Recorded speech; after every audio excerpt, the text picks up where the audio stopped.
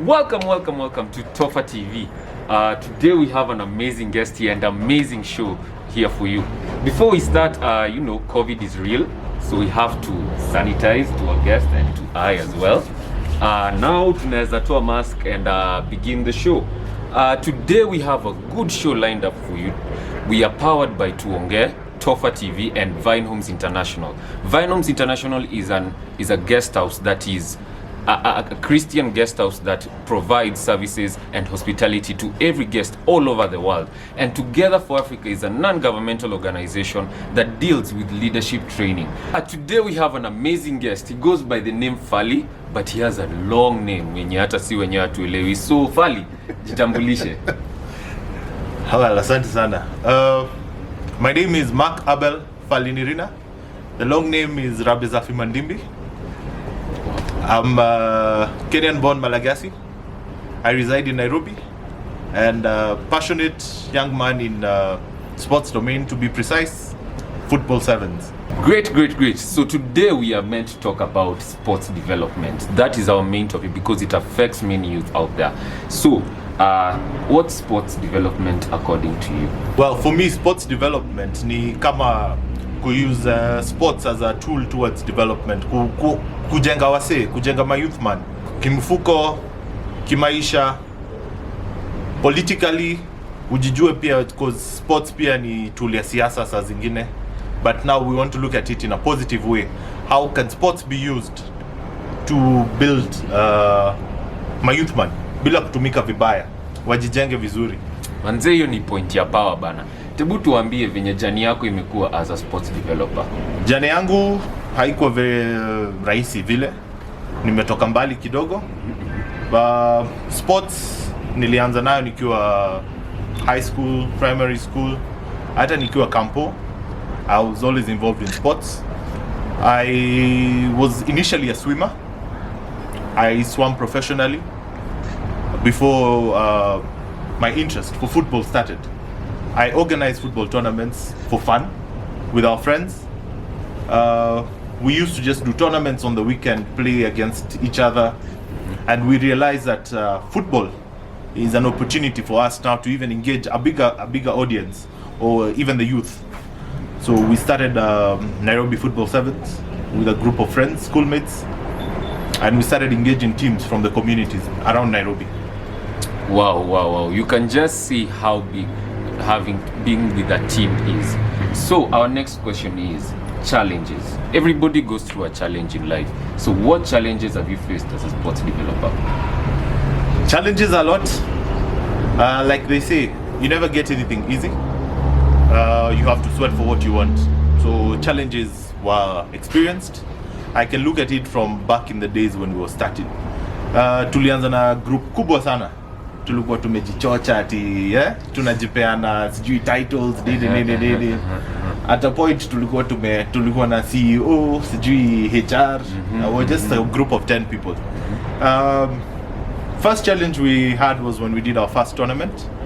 We scheduled for a tournament. Before this, let me just tell you, we just had football kwa ground tu hapo kwa mtaa.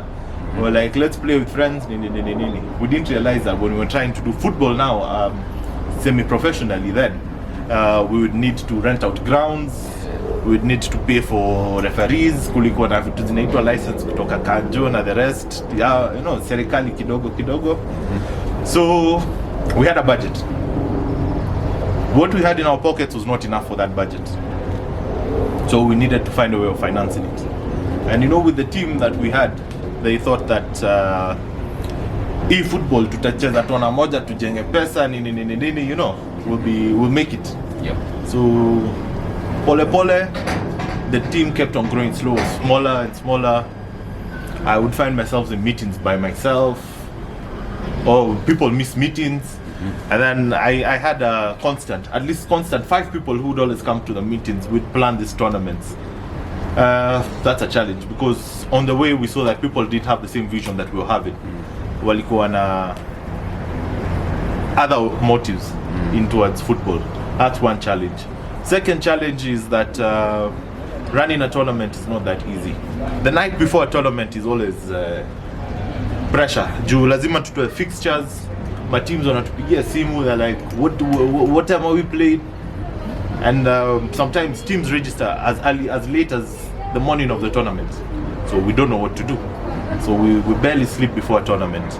Also, financing it is, I will not say hard, and I'll not say easy, because you know how it is. We are young people.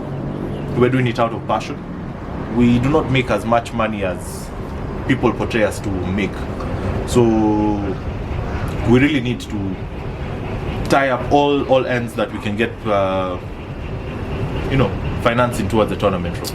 Wow. So kwa my youth manze, kuna challenges lakini usiwai give up. Unaona, it's a testament to what he is saying. So kwa sababu huku give up, what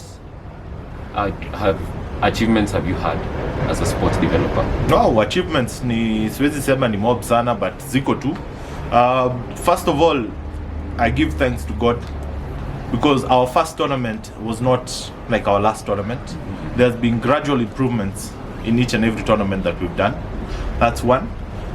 In a year, we host 3 tournaments.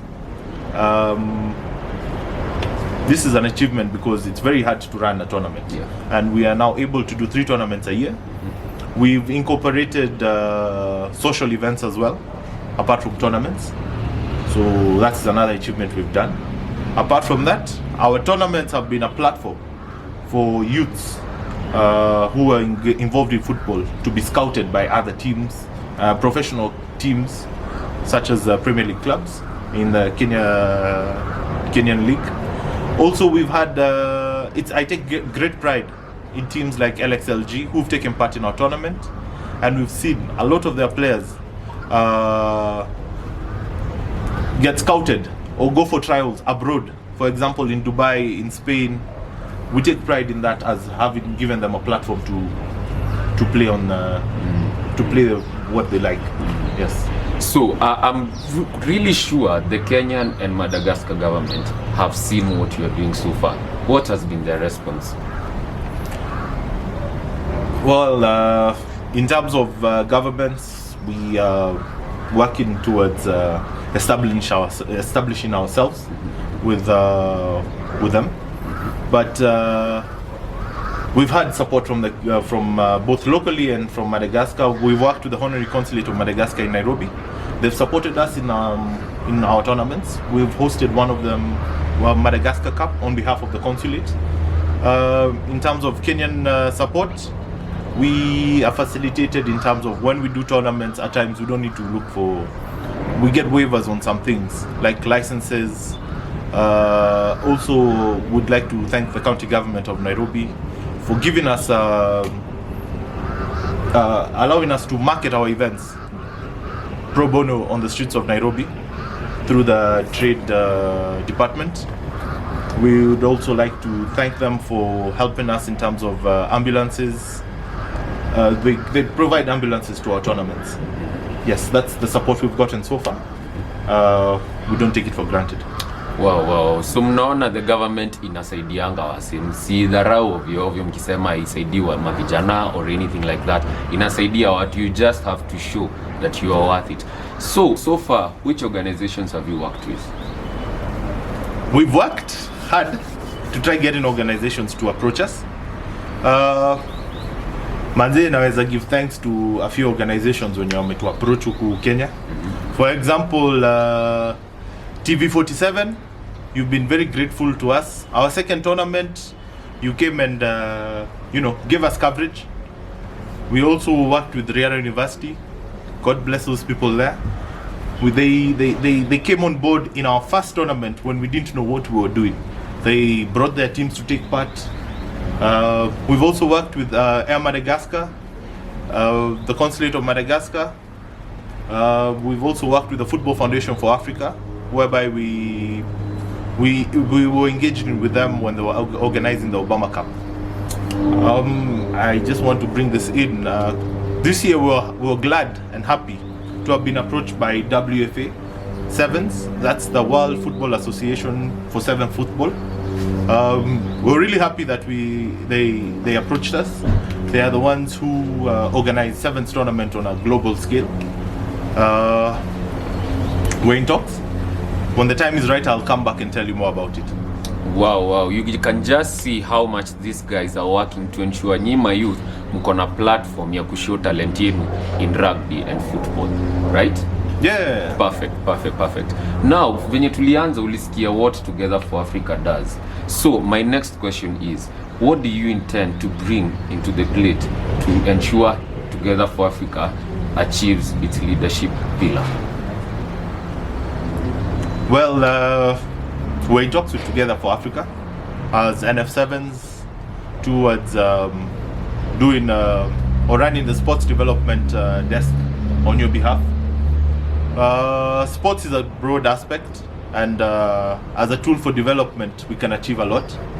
So as NF7s, we would like to bring in the aspect of economic empowerment to the youth through sports, leadership by training young sports leaders, i.e. coaches, captains, on behalf of Together for Africa as well as NF7s.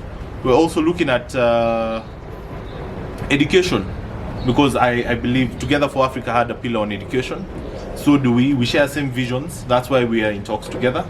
So we're looking at seeing how we can identify the youths or the young people in the communities towards achieving education and other development agendas.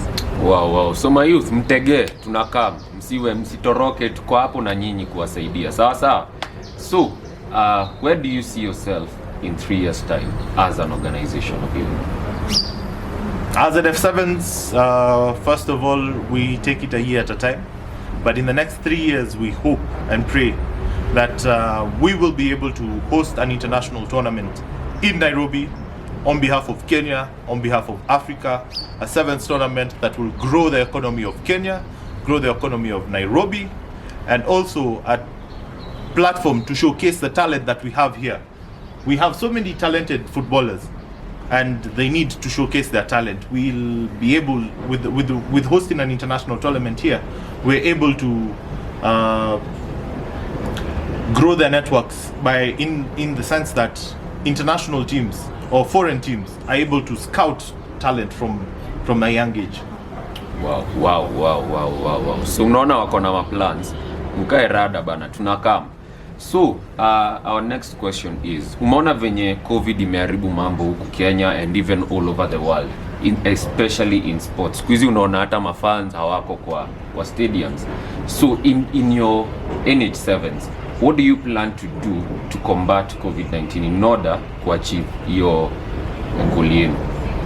Well, first of all, I'd like to say Corona is real, my people. Sanitize, wear mask, maintain social distance. But as NF7s, as an organization, we have to adapt to the situations we find ourselves in. Corona is real. We've seen the world going virtual, so we don't want to be left out. We've had to adapt. First of all, I'd just like to put it out that right before Corona happened, the week that lockdown was to happen, we had an event scheduled. But due to Corona, we had to postpone it. And since then, we have not been so active, but we are restructuring ourselves in the sense that we are trying to come up with sensitization campaigns online. And together with the football teams and players that we have on board, we want to go down to the community and empower people, teach them how to cope with the situations that they find themselves in. For example, not everyone has access to masks. Not everyone has access to sanitizers. Hand washing is a problem for the youth in the, wase wa mtaa na waelewa sana.